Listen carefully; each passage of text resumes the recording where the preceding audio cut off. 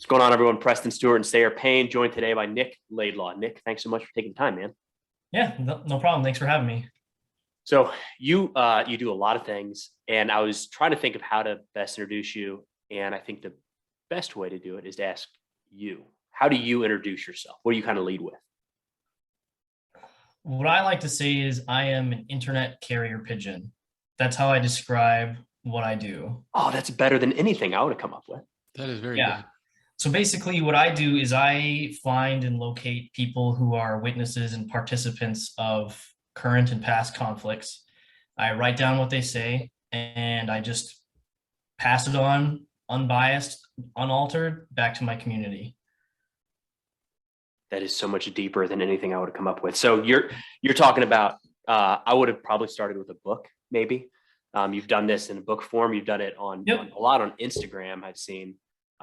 So primarily it's the Instagram, and then the first book was something I was cyberbullied basically into doing by the community. They're like, you gotta put this into a book, man. And I just got so many messages and comments about it that I just caved and did it. And I'm actually about in a day or two about to publish my second one. Oh, really? Yeah. Yeah. That's got to be a good motivator. Having an audience like already sort of pushing you down that road, which is hard, I'm sure. Yeah, it definitely is. The following is definitely what keeps me doing it. I spend virtually every free minute of my time doing battles and beers stuff. And so it gets to be a lot sometimes, especially in the war in Ukraine. I get so emotionally invested with the soldiers who were there, because oftentimes they're texting me or messaging me from the exact same battlefield that they had fought on just an hour before that. Like the Azovstal guys, they were messaging me while the siege was going on. And there were a lot of cases where I'd message a guy and he would never come back online. And then I'd find another soldier who's there and they'd be like, yep, he's dead. And it was very emotionally taxing, that period of the war for me. But yeah, in a nutshell, that's basically what I do. Are you reaching out to these people, or are they reaching out to you? What's that? Not specific to Ukraine, but for all of these firsthand accounts. So originally it started where I would just read a book. Like I got a copy of Adam Akos's Spearhead right here. I would just read this book and I would put little sticky notes in wherever I thought was interesting, like a firsthand perspective, especially like Eugene Sledge's book. I used with the old read a lot. And I would upload it on Instagram and on Facebook, and people in the comments started commenting their own experiences that related to that. And so I thought, well, there's a whole ton of stories out there that are not written down. And especially with the World War II and Korea generation, their stories aren't written down. And they're unfortunately passing away at a rate that is extremely depressing to think about. And I'd wanted to get as many stories as I could written down. And so at first I started seeking these people out. So I'd go on YouTube comment sections and creep around in there for like, oh, my grandpa fought at Guadalcanal. This is what he said. And Reddit was a good place. There's a whole bunch of people in dark parts of the internet who have been in these weird, obscure wars all over the planet. And at first it was me seeking them out. And then my girlfriend had this great idea where I would make sort of like wanted posters. And so I took the old Uncle Sam poster and a whole bunch of World War I and World War II recruiting posters. And I just altered them in a little bit. So it's like B&B wants your story, like reach out sort of thing. And that helped tremendously. After I started doing those wanted posters, I got a ton of feedback from it, and a lot of veterans started finding me. And especially now in Ukraine, almost every single one is referred to me by someone I have already previously interviewed, or like they say like, hey, I saw your flyer on your story. I'm a Ukrainian soldier, or I'm a Western volunteer, sort of thing.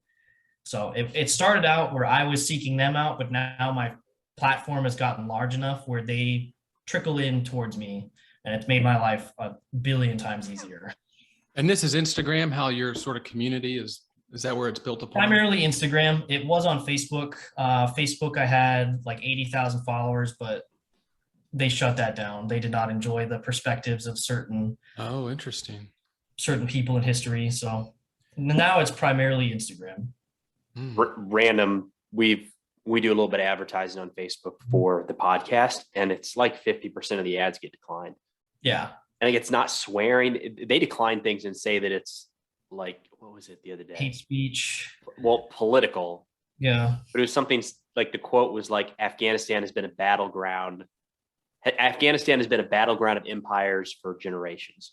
Like that's political speech. And they ripped it down. So I appealed it, and it said, do you want a manual appeal? Right. And I said, yeah, I'd like a manual appeal on that. And like 7 seconds later, it said, well, we manually appealed it. Or we manually reviewed it. Still declined. Like, Yeah. Oh, really? I don't Yeah. think, see, I don't didn't think know you that actually looked at part. that one. Yeah. Facebook is a tough platform to do anything related to the military on. Interesting. I haven't dabbled there much, to be honest. Yeah, I've more or less given up. I post to Facebook just as a courtesy for the following who've been following me there for years. How do you sift through, because Sayer and I talked about this a little bit for a while, was that idea of just throwing a line out there, throwing a net out. Because you're talking about World War II and Korea veterans. You're right, they're falling off. I think a lot of GWOT veterans aren't telling their story either, right? There's a lot of crazy ones out there, and they're in their 20s and 30s, and still could very well not just tell the story, but get pictures and videos and crazy stuff that nobody's ever seen. So we've thought about throwing the net out there a couple times, but you get everything. You get some people that aren't telling the truth. That'd be hard, and some people, I don't know, that might not. It might be very, very challenging to get to communicate, maybe is the way to put it. How do you sift through that? So it's definitely a process. I've been doing it enough now where I find that the most, because with any war story, even with a citation, I don't believe that a single one that we've ever heard is 100% true. Sure. Yeah. There's always stuff that is embellished, it's taken out, details are changed. I mean, even the same story told by two different people is not going to be the same story. And so that's one of the things with B&B that I do, just to kind of cover my own butt, is to just put a disclaimer out there saying, hey, like this, I wasn't there. No one here was there. Like, we take everything you read with a grain of salt, sort of thing. It's like, I personally, the ones that I publish, I choose to believe them. And I put that in my book, where it's like, I'm not a professional historian. I'm not a professional author. These stories, the vast majority of them are definitely probably mostly true, but there's probably some in there that slip through that are mostly untrue. But, you know, that's kind of up to the reader to decide whether or not they want to believe it. And then some of them, like, you can tell when you're reading, that are just too Hollywood. It's like, yeah, okay. But you're a Marine, so like you've got at least a little bit of a screen there to when somebody says I was a Delta Force Navy SEAL A-10 pilot. You're like, well, I don't know, maybe that wasn't. Typically, I try to just find the regular old Joe, you know, like the regular rifleman, because like we've got plenty of books and stories about Navy SEALs and Green Berets and stuff, and their jobs are cool. Don't get me wrong, they're really cool. Sure. But like, as a former 0311, I just want to hear stories about other riflemen, like the guys who were living in the dirt day in, day out, and their stories don't get told. Like, they don't get movies. Like, what was the last movie you saw about a regular rifleman? You know, except for Outpost. But even then, that was about like above and beyond. A Medal of Honor. There were two Medal of Honors in S3. Yeah, exactly. I mean, but they were just standard. I think you pissed somebody off of that. I think those were Cav Scouts, not infantrymen. Okay. Well, I'm not in the Army. I'm sorry. But we'll say grunt. Mm-hmm. You know, that's an appropriate word. And I agree with you. I mean, because there's nothing sexy. I just think about like the guys in my platoon, man, what a brutal life. And I think it would be, I think in a way it's easier to be if you're in the 75th or SF, because you're like a professional athlete at that level. Yeah. And you have so many people rooting for your success and working hard to keep you fit, keep you healthy, just keep you really at your A game at all times. And if you can't cut the mustard at all, you're gone. I mean, as a leader, there's no like, there's development of people all the time, but when you're in like the regular old Army with grunts, you got people that don't belong, that maybe they were tricked into being there by their recruiter, that it's a surge and standards are low and it's needs of the Army type stuff. But the thing is, you're all together and y'all got to deal with it. And but man, the workload of a 12-month deployment too, right? They're doing, at least on the Army side, they're doing 12. You guys are doing 6. I think that's what Green Berets do, is 6. And then, the Rangers go in for like 3 months, which is, it's every night, but there's a difference, I would think, with doing every night, which would be terrible too, by the way. 3 months of that stuff on and off all the time, doing really nasty stuff. And then, but then 12 months or even the 15-month, these longer durations where it's more just chronic versus acute, I guess. Yeah. Stressors maybe is the way, but no, I'm just kind of rambling about, totally agreeing with you about telling that story. And I'm just real thankful that you are, because I agree it needs to be told. Because another thing is, like, think of the military as an organization. It's that pyramid. We know that, which means that the vast majority get out. And so they've got these experiences of being a grunt, different MOSs. Every MOS, every branch has them, where the Army, Marines, whatever, doesn't matter. Yeah. They've all got them. And you're like the end user doer. And it doesn't get told a lot. And so it's an American story that I think, because I think at the end of the day, we as Americans are all culpable for all of those actions, because we're the ones who sent them, right? If we're going to call ourselves a democracy and everything and deploy forces like that, I feel like we all, even if, whether we do it or not, we all should, I think, or we all do have skin in the game as American people. Yeah, I agree. I think it's just incredibly important that we get these stories down as fast as we can, because there's something like like 1 million GWOT veterans who passed through Afghanistan and Iraq, and how many of them have stories written down? Like, Right. think how many books are out there that you can think of that are like from the firsthand perspective of combat. Sure. And we're probably culpable too, because probably most of ours are like CIA, those are popular ones, and we do them because we're interested, but it's at really top level, like decision maker stuff, which is totally different. Yeah. Part of that, go ahead. Part of that too, though, is like, not everybody can adequately relay their story.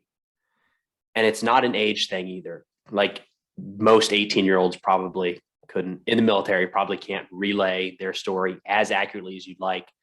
That's something I found interesting talking to Vietnam veterans. They've had time to reflect on the conflict. So they're much more thoughtful in how they describe the whole situation. Not as many emotions in a good way. There's still emotion, but not, it's not clouding things, if that makes sense. But when you grab a platoon or a company or a squad or whatever, like, there's no guarantee that the guy who has the best story is an effective communicator or ever will be. I feel like that's part of the challenge too. So like, that 1 million number is huge, but how many within that group? I guess you kind of need somebody like you, Nick, to maybe pull that story out at the end of the day. Yep. And that's a big question I get. People will message me and they'll be like, so how do I do this? Like, I've like a couple months worth of combat experience, but I don't know how to like summarize it, or like, and I always tell them, like, what do you think about when you're alone? Like, when you're sitting in your room, staring at the wall, like, what are you thinking about? And that's what I want to know, sort of stuff. And I think what's unique about my platform and my series of books is that it's not like pages and pages of stories from one single person. Some of the stories in my books are 5 sentences long.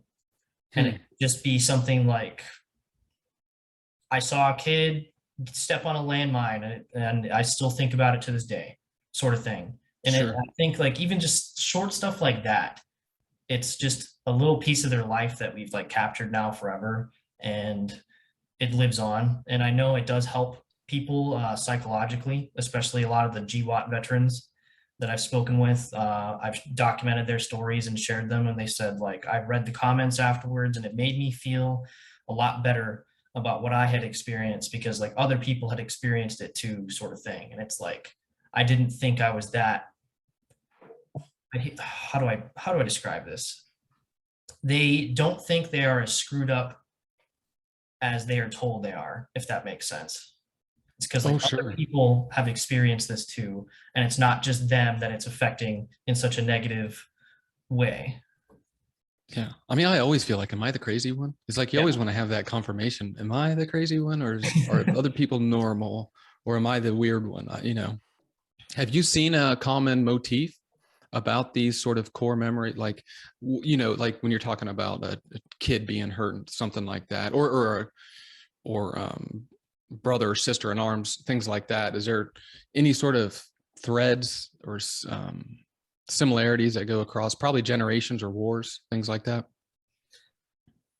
One thing that I've noticed talking to all these people is that, so I'm kind of unique. I talk to both sides. So I have interviewed the Taliban before. I've interviewed VA, Viet Cong, I've only interviewed one Japanese soldier. They're just incredibly hard to find. I've interviewed a ton of German soldiers, Russian soldiers of the Chechen War and Chechens, Russian soldiers now even. Wow. And pain, and so I'm gonna briefly quote what's his name, Dan Carlin, is Oh, that pain is international. And so a lot of these same sentiments that guys on both sides are saying, like what it felt like to lose your best friend in combat, to like hear a man screaming in actual real vivid pain. It's the same no matter where you were born. And a lot of these guys, they are a lot more similar than they are different. No matter where you're from, no matter why you're fighting, I've just sort of realized that we are a lot more similar than we are different. and they're all people, right? They're all They're all Humans. brothers, sisters, fathers, sons, friends. They're the strange one in the group or the popular one in the group. They're the ones with dreams, or the bum who hasn't had a dream and ended up in the military. I think it is Dan Carlin that made me think more about that. I, growing up, was very much like war was kind of a sport. Seen on TV, right? Got to win, watch the movies, play video games, stuff like that. And even when we were deployed about 10 years ago, it was different because it's right in your face. So there's very much an us versus them. But if I look now at the war in Ukraine, like the overall feeling for me, I'm interested in your take on this now, hearing that you've talked to people on both sides, is sad. Like, I can't rejoice when I see a Russian tank destroyed, because that 18-year-old driving the tank might have been scared out of his mind for his last 36 hours on Earth, right? And his girlfriend's waiting to hear from him and doesn't understand why he won't text back. That's awful. It like makes me sick to my stomach, even though it was somebody invading another country. You mentioned that the kind of having contacts on the ground has made it an emotional event. How does that play into it when you're talking with folks on both sides? Because I imagine the Russian experience is very similar when you're down boots on the ground. Yeah, it's quite difficult for me personally, and it's something I think about pretty often during the day. Is it's like I'm talking to people on both sides, and I have friends on both sides of this conflict, and there's good and bad on each side of the war. Everywhere. Yeah. There's like, I've seen an equal amount of videos of the execution of wounded soldiers from Ukrainians and from Russians, and it's like, it's pretty stressful being like talking to both sides and then trying to stay as unbiased as I can, especially when things come up that would usually get someone pretty riled up, like that video recently of the Russian soldier castrating a Ukrainian prisoner of war. And then a few weeks before that, I saw a video of 4 or 5 wounded Russians on the road who had been, clearly they had been executed by the Ukrainians. And it's hard to detach from the war when it's so personal, because it's almost like you're witnessing a mini Eastern Front from World War II again, but except like you're talking to people on both sides. Like that's like it's like creeping up slowly to like that level of savagery and barbarity between the two sides. And it is very difficult to remain unbiased and to stay in the neutral zone between the two. I will say I have talked to vastly more Ukrainian soldiers than I have Russians, just because they're just far easier to get a hold of. Russians are a lot harder to get a hold of, and they're a lot more hesitant because they'll find out I'm an American and, oh, America's put all these sanctions on us and stuff like that. You're probably CIA. Yeah. Yeah, I'm probably CIA or some other guy, and I'll be like, it's a trust building game, you know, and they can take a peek at my website. There's plenty of both sides on there, but Instagram does not really, it's not really conducive to sharing the Russian perspective. They're not very appreciative of it, and it's bad for the page's health. Like, the stuff gets reported almost immediately and taken down. It's very frustrating. I think that's a bad thing. I'm gonna interject. I know you're frustrated that you can't be up there, but like that doesn't help this mentality of kid Preston Stewart growing up seeing the war as a game, because we don't get to see that scared, lonely 18-year-old Russian kid. Like, we don't get that experience. We don't get to experience that the drone strike that knocks out a BMP and kills 7. Like, we're not seeing the tragedy that's on the other side of that. We're only seeing the scoreboard. It's a knocked out tank. I wish there was more. I actually had, for the first time, tried to go to a site the other day in Russia that was blocked. I hadn't had that happen before. The Wagner Group. They had some recruiting stuff on there. I thought it'd be fun to check out, and for educational purposes, simply to be like, oh, I wonder if I can get that site translated. And sure enough, blocked. Can't access it. Yeah, it's From just.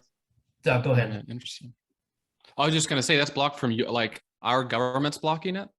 I'll look it up right now. I'll tell you in a second what it says. I'm surprised you're talking to Russians, because, you know, I'm totally out of this game, by the way. And to think that because to me, I feel like regular old Joe when it comes to that. So I feel like it's impossible. There's a firewall between us. And they're not allowed to, kind of like North Korea or kind of like China. They're all in this little bubble that they're not allowed to get out of, but I guess they can. They do have access to the West on the internet.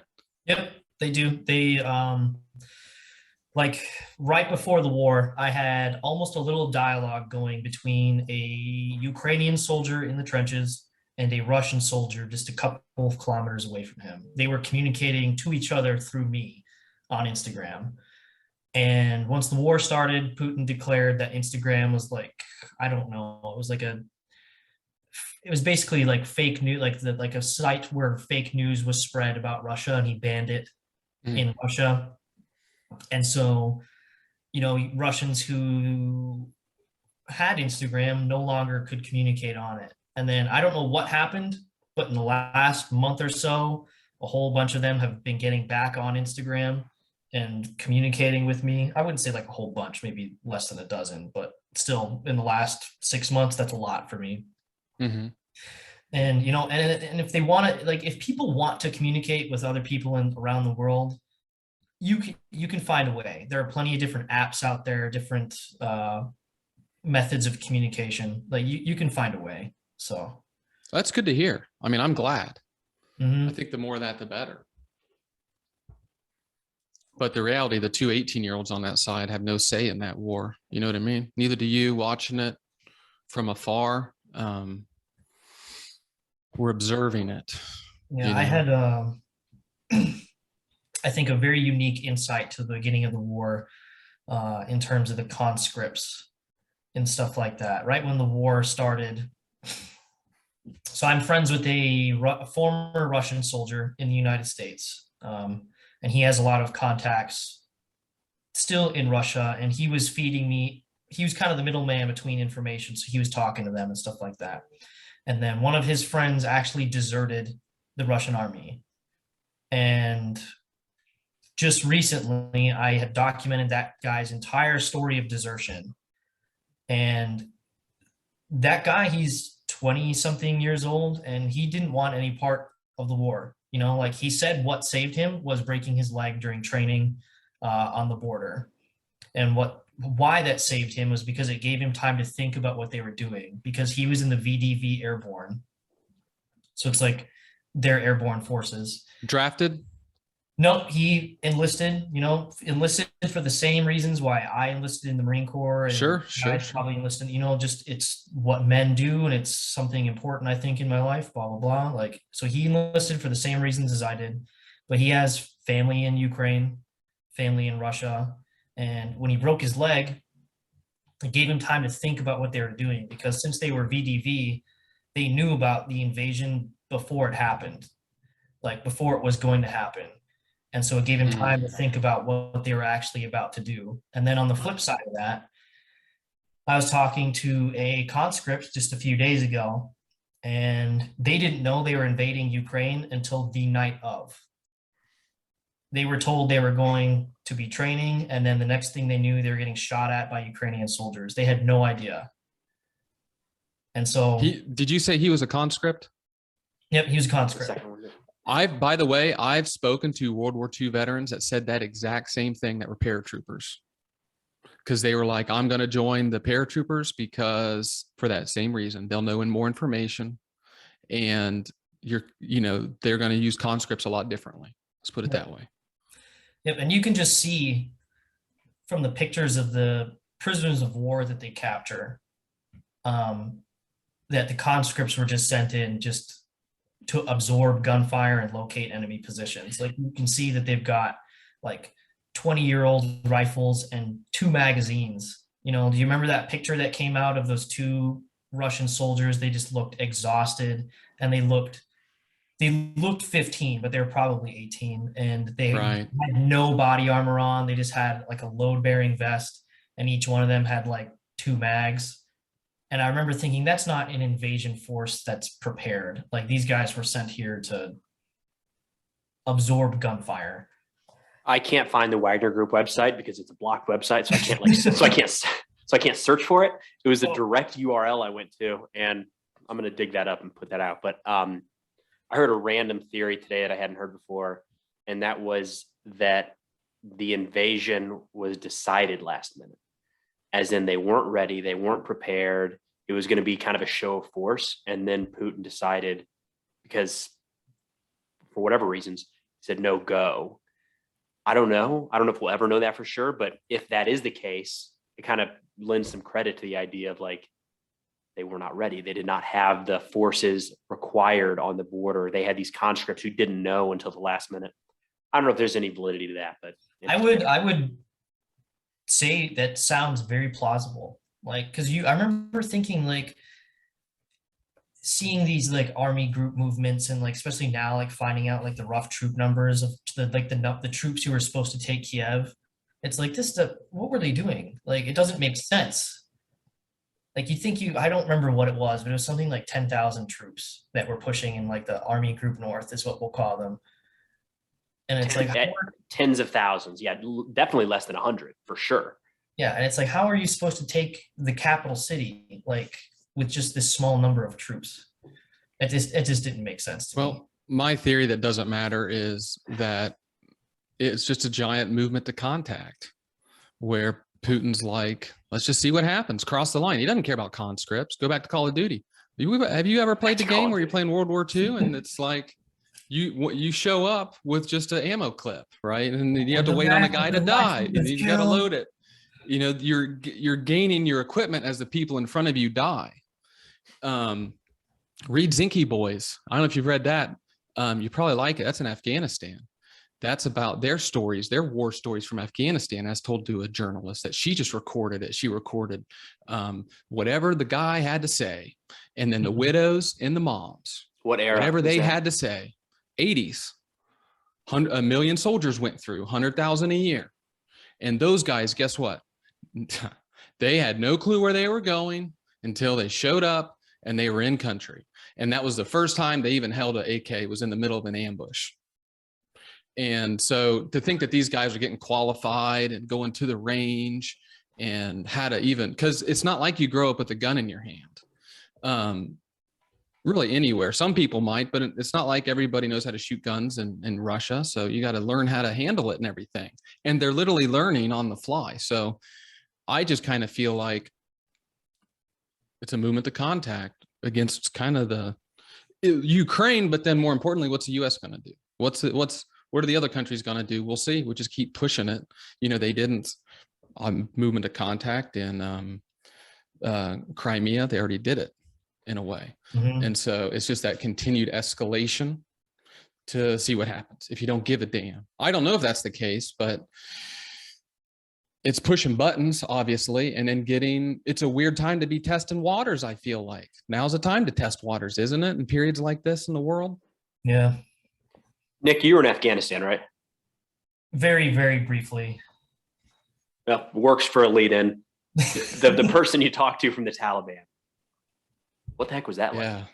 Oh, that was crazy. So it started with the HKIA evacuations. And so HKIA? Sorry. the Kabul airport. Oh, okay. Is that the acronym? A year ago. Yeah, Afghan it was evac. Ahmad Karzai International Airport. Got it. And so that's where it started, was right there. So I still have a lot of friends in the Marine Corps, a lot of contacts. And so I was able to communicate directly with a lot of the Marines in 2-1 and 1-8 who were there. So I started documenting their stories like right away. And then they started like basically passing their phones to Afghan civilians. And I was getting Afghan civilian interviews basically on the spot. So I started sharing those, and then like the Kabul news official Instagram or whatever followed me.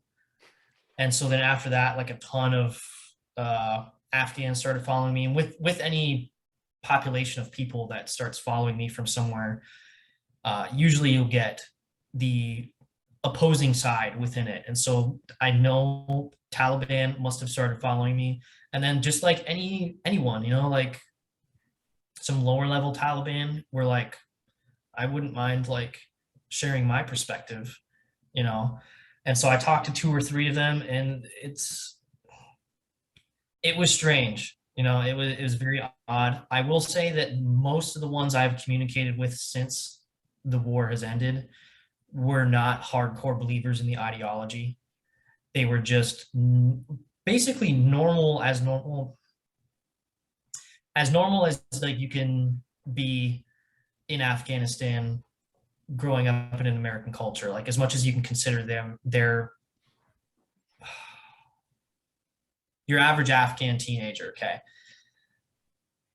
Yeah. They just wanted America, NATO out of their country, and they saw the Taliban was the best place to do it. And so they became fighters. And now that the war is over, they're regular civilians again, just going about what they were doing half a decade ago.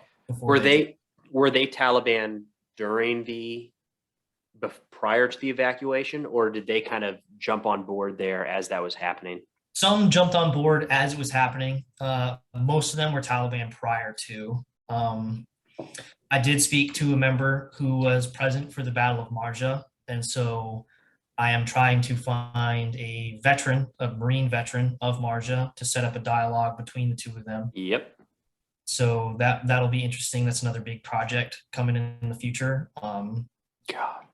Yeah, it's just. You got me thinking now if I know anyone. I know. Well, I would find love people. that perspective, because you're spot on. You said it earlier, like it's a one-sided story, and Sayer and I could have been on the same patrol, and we're going to tell you a different story from that patrol. The guy that is on the other end of the rounds, like that's an entirely different story, right? Like I can't imagine being able to piece that together. Yeah, it's funny that you say that.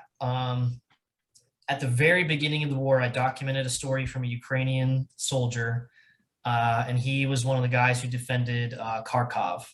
And then just a few weeks ago, I spoke with a Russian company commander level, and he was one of the Russian soldiers who assaulted Kharkov, and they were both in the same ambush.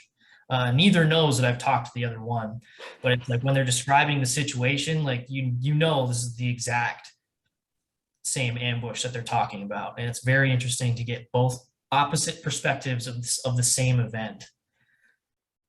So yeah, How did he view? It's crazy. Yeah, he obviously viewed American invaders. Did he view Americans and us like as evil? Do you know? Yes and no. Again, it depends who you talk to. Like I said, there's good and bad people in every conflict. Some of them are like, if you come to Afghanistan now, like you're my guest, the war's over. Like I have no hard feelings. I just wanted your soldiers out of our country. Now you're gone and things can be okay. And then other ones I actually ended up having to block because they'd be sending me videos of like IEDs and like, haha, look what we did, sort of stuff. Sure. That was crossing the line because it's like I'm very open to communication, but as soon as it becomes like aggressive, you know, where it's like unnecessarily aggressive, like I don't know, you know what I mean? It's just No time for that, really. yeah, You you spend just, it on other I'm people here that are I'm here trying to talk. communicate. Yeah, I'm here to Yeah. talk, not to argue. Totally. Communicate. You're here to Mhm. communicate without judgment is what it sounds like to me, Yeah. which is a Easy. rarity. Not Some people get upset that I will talk to the other side. Plenty of Ukrainians have gotten very upset with me for speaking with Russians, and plenty of Americans have gotten very upset with me for speaking to the Taliban. But you know, it's like my tagline on Battles and Beers is every witness to war has a story, and every story deserves to be told. And I firmly believe that. I believe that the American medic at Omaha Beach in 1944 has every right to have his story known as much as the SS death camp guard. You know, and that's going to be a hard pill for a lot of people to swallow, but the collective human experience doesn't belong to one specific morality or side. It belongs to everyone. And I think that everyone should have a platform to speak on. And that is what I'm trying to do with B&B. Do you ever always find, like- you read my mind, by the way, I was getting ready to ask that exact question. I figure your core audience, the people that just are all in, are there because you have those conversations, but there's no way you're not pissing people off. Yeah. It's gonna happen. Yep. The core OG audience, they get it, you know, and then there's always the outliers who are unhappy with something. And, you know, I just scroll past those comments. I don't even pay attention to them. Do you ever feel like you're going to go to, like, this is me projecting, this is how I feel that I would be in your shoes. Do you ever feel like you're going to go down a rabbit hole when you start talking with folks from the other side, whether it's Viet Cong, Germans or Japanese in World War II, Taliban, Russian soldiers, the other side from what we normally get? I feel like if I started down that path, like really getting good information, I'd be gone, checked out, like Yeah, too deep. it's interesting because like you only get our perspective in movies and books, and then it's like you finally get exposed to the other side, and it's like it's kind of addicting, where it's like you want to know more about, like, because I think that why people find military history so interesting is not because of like the guns or the explosions or the battles. I think it's the psychology, like why, like what was it like to live through this, or like why did these people make these decisions? Like at least for me, that is what drives these interviews, is like the psychology of what was it like why. And speaking to the other side is definitely can slip down some rabbit holes sometimes. And like what I mean by that is not the conspiratorial, the truth has been twisted necessarily, but we do have we're seeing, as Americans, we're seeing the American side. So like in World War II, I'd be very interested to hear, like, from the average soldier, this Holocaust thing, did you guys just ignore it? Was it something you talked about? Did your families know about it? Did you understand? Like, how did that play in? How did it play in that your cities and everybody's being bombed from pretty early on in the war? What was that like? On the Viet Cong, how did you know when the Americans were coming? How could you set booby traps that wouldn't hit your villagers but would hit the Americans? Like, how did you, like, we just don't, it's not that those are hidden or removed from our stories. It's just not a part of ours, so we don't hear it. I'm curious in all those questions. It's the same thing. I don't know the answer, Sarah.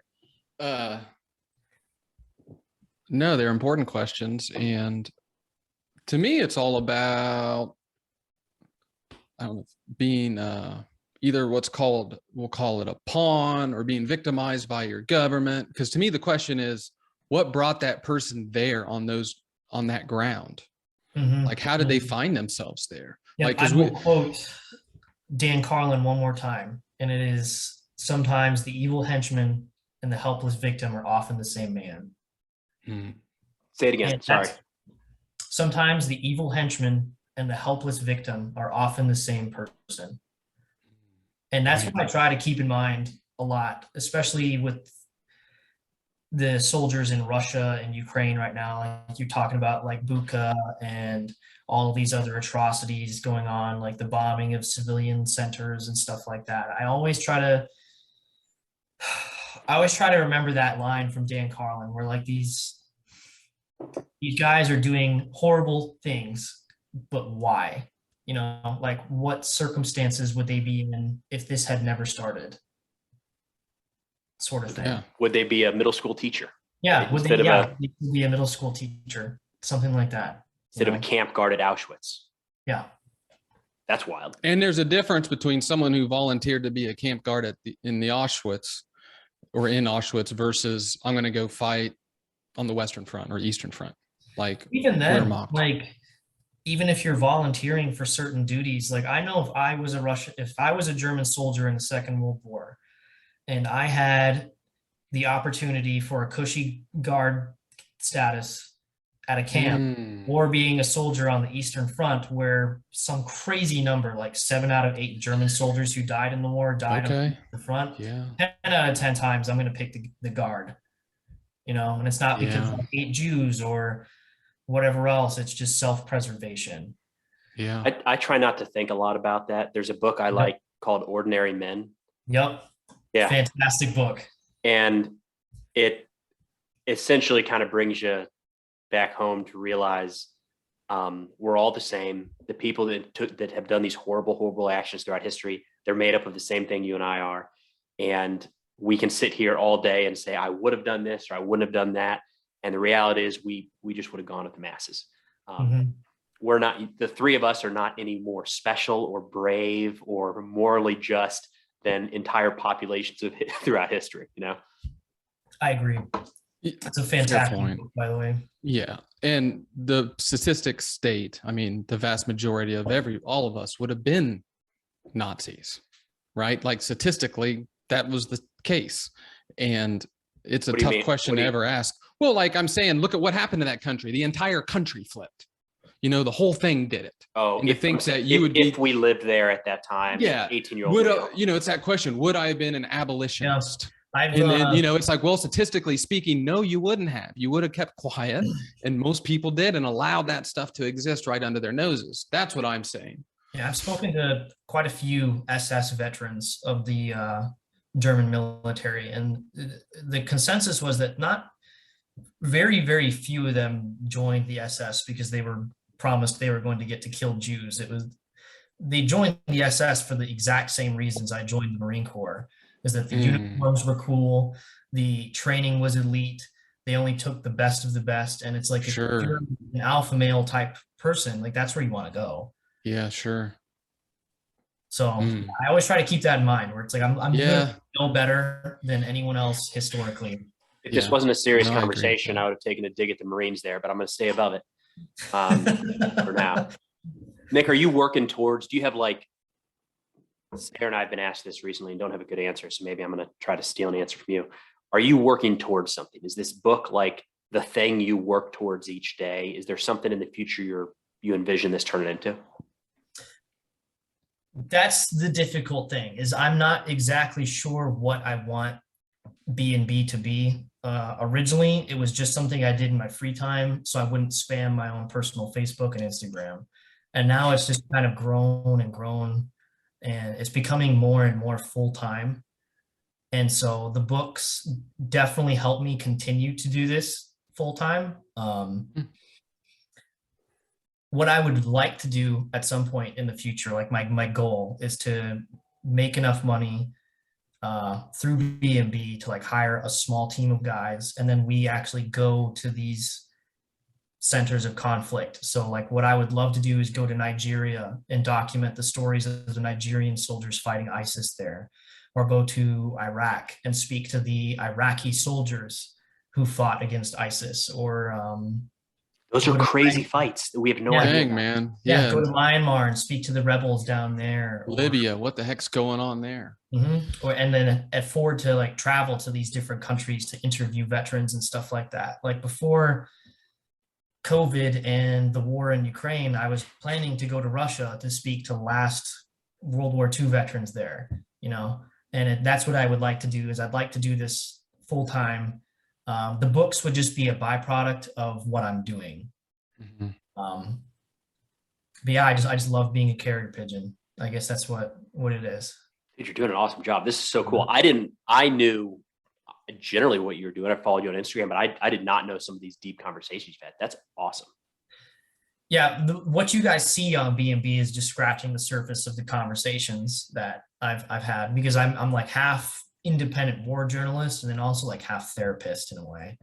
Because a lot of these guys are confessing like the worst moments of their life to me, and it's a heavy responsibility. I take it very seriously, and because of that, I take their anonymity very seriously too. I think one of the reasons that B&B has become so successful and people are so willing to talk to me is that I do allow anonymity. Like a lot of like major news sources and stuff, I've passed some great stories off to like some of the bigger MSN or mainstream media platforms, and they can't use them because they want first and last name and a location. And especially in Ukraine, first and last name and location will get you killed. Sure. And so I do allow people to submit stories anonymously to me. I mean, I know who they are and where they are, but I redact some important information that could get them in trouble or get them killed, like the Russian deserter in my book. You are in the one that's coming out. There is no information of what unit he was in or where he is now. Yeah, of course.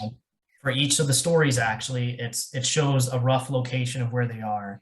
And then for his story, I've just got parentheses, wouldn't you like to know? When's that new book coming out? I am just waiting on one more story from Lieutenant Ken Ree, actually, the Rock SEAL, the Korean Navy SEAL. He fought in Irpin. Cool guy. I'm just waiting on one story from him, and then it's ready. I'll just plug it in chronologically. I'll edit it for grammar and stuff like that, and then 2 days from now, it could be ready to publish. So do you self-publish it so you can kind of push it out on your own? Yep, I self-publish, and then also I'm pretty. I would venture to say I'm pretty good friends with Adam Makos now. He and I worked together pretty closely to document the soldiers in Azovstal. Adam Makos is best-selling author. He's got a movie coming out this fall called Devotion. It's about a Korean War pilot. So I worked pretty closely with him, and he gave me the advice to just self-publish until the war is over, basically. So that's what I'm going to do again. Then self-publishing is fine with me. I have complete control over everything. Yeah. It's awesome time for that, for sure. And what I appreciate is you're telling it from a, I don't know if tact is the right word. It's just my opinion for one, but I don't like the glorification when it turns into glorification, and by you telling the rawness and just the truth with the without judgment part, just the stuff that actually happened, that people were put in place, that they found themselves. And yes, a lot of times it comes to self-preservation and us versus them. And that's just the reality on both sides. And I feel like it tells the story, which makes it a cautionary tale more than it does something that we should actually seek. So, I mean, well, I'm saying thank you because that's what I want to, that's why I said it's my opinion. I want to see more of that. I feel like for whatever reason, I feel like more on the glorification thing, which probably I was a fan of in the past, but now it's sort of me, I have different feelings about that nowadays, Yeah. The glorification of war is definitely one of the downfalls of our society. And I just want to show it for what it is. You're doing a good job, man. Keep it up. And please let us know when that book comes out. We'll let everybody know. But Nick, thanks so much for taking the time. Yeah, absolutely. Thank you for talking to me. Yeah, for sure. Thanks.